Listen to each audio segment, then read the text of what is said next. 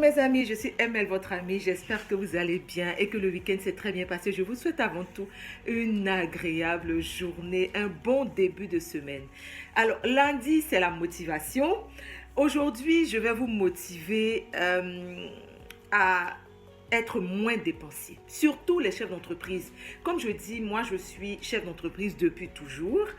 Euh, je me sens plus à l'aise à parler de ce sujet-là. Voilà. Ce dont je voulais vous parler aujourd'hui, c'est d'être moins dépensier. Alors, on est chef d'entreprise et il y a beaucoup de hauts et de bas, beaucoup d'épreuves en tant que chef d'entreprise, d'échecs en tant que chef d'entreprise. Moi, par exemple, j'ai eu plusieurs échecs, hein, voilà. Mais ça m'a forgé aujourd'hui un caractère, ça m'a donné une force de pouvoir faire face à quand même pas mal de situations et de me dire, je persévère, peu importe ce qui arrive. Par contre, on a remarqué que certains entrepreneurs, une fois qu'ils ont eu peut-être un gros contrat, une grosse entrée d'argent, vont déjà se permettre de changer tout de suite de rythme de vie. Ça veut dire de commencer déjà à s'acheter une voiture beaucoup plus grosse, plus chère, commencer déjà à s'offrir des choses ostentatoires, etc., etc.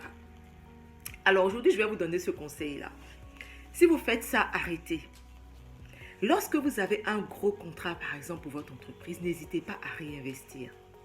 N'hésitez pas à réinvestir afin de pouvoir faire évoluer votre entreprise. C'est très important. Si vous commencez déjà à vous prendre de gros dividendes à la fin de l'année parce que vous voulez changer de vie, vous avez le droit de vouloir améliorer votre vie, mais vous pouvez aller par étapes.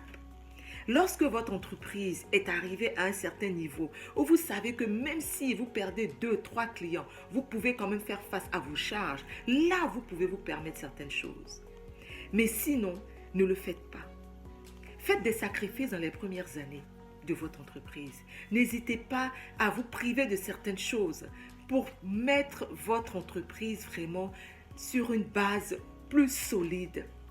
C'est pas parce que vous avez eu aujourd'hui, je vais parler en francs CFA, vous avez eu aujourd'hui un contrat de 50 millions que vous allez penser que vous allez aller vous acheter forcément un véhicule de 20 millions de francs CFA. C'est se tirer une balle dans le pied, ça. Ne le faites pas. Vous avez besoin d'un véhicule pour vous déplacer parce que vous avez plus de contrats, etc.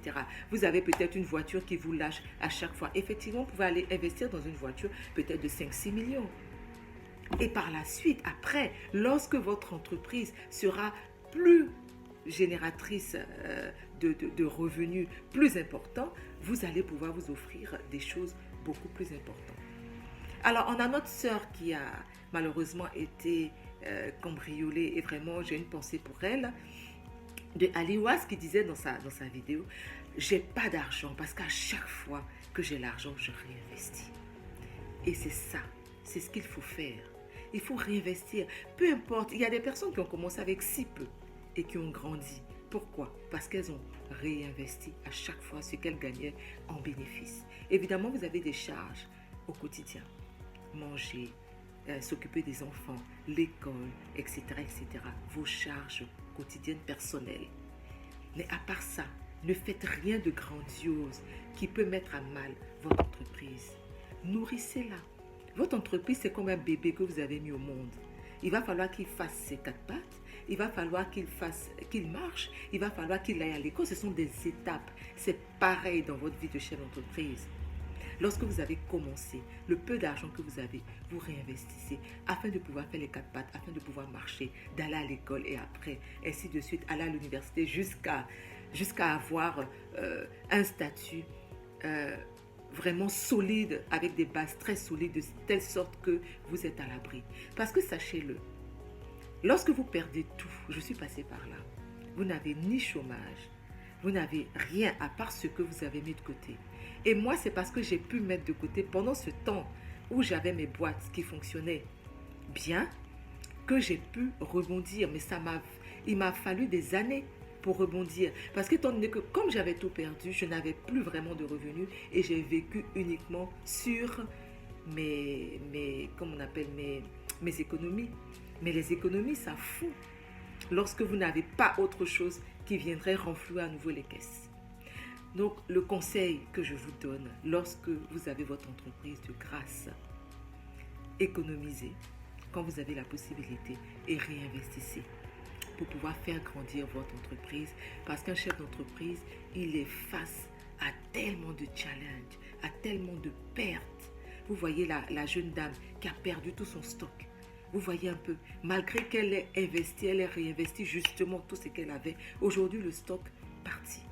Et parlons de ça, je veux vraiment vous demander d'assurer vos affaires, assurer vos boutiques, assurer vos entreprises. C'est primordial de le faire.